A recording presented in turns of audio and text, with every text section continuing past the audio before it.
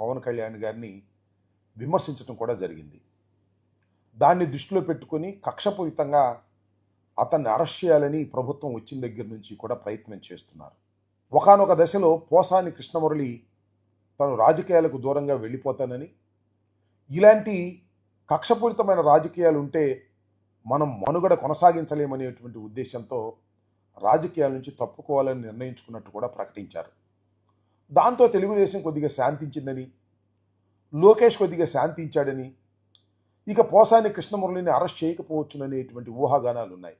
ఆ ఊహాగానాలన్నింటినీ కూడా పటాపంచలు చేస్తూ నిన్న రాత్రి ఆయన్ని హఠాత్తుగా ఇంటికి వెళ్ళి అరెస్ట్ చేశారు. హైదరాబాదులో నివసిస్తున్నటువంటి పోసాని కృష్ణమురళి ఇంటిలోకి ప్రవేశించి ఆయనకి నోటీస్ ఇచ్చి ఆయన్ని అరెస్ట్ చేసి తీసుకువెళ్ళారు. అన్నమయ్య జిల్లాలో ఆయన కోర్టులో హాజరు పరచనున్నారనే విషయం తెలుస్తున్నది. సడన్గా ఒక కంప్లైంట్ తీసుకున్నారు. ఆ కంప్లైంట్ 20వ తారీఖున 22వ తారీఖున రిజిస్టర్ చేశారు. ఇమీడియట్గా హైదరాబాద్ వచ్చారు, అరెస్ట్ చేశారు, తీసుకువెళ్ళిపోయారు. ఇలాంటి పరిస్థితులు కొనసాగుతూ ఉన్నాయి.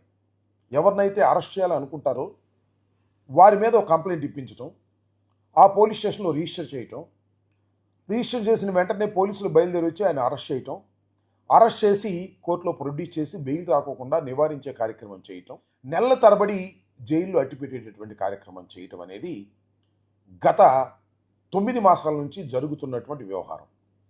దీన్ని పర్యవేక్షిస్తున్నటువంటి వ్యక్తి విద్యాశాఖ మంత్రి నారా చంద్రబాబు నాయుడు గారి కుమారుడైనటువంటి లోకేష్ గారు రెడ్ బుక్ రాజ్యాంగాన్ని అమలుపరచడంలో ఇలాంటి కార్యక్రమాలన్నీ కూడా దగ్గరుండి పర్యవేక్షణ చేస్తున్నారు. అయితే ఇక్కడ అభ్యంతరకరమైనటువంటి అంశం ఏమిటంటే, రాత్రి పోసాని కృష్ణమురళిని అరెస్ట్ చేసిన సందర్భంలో విజువల్స్ కూడా మనం చూసాం. పోలీసులు అని చెబుతున్నారు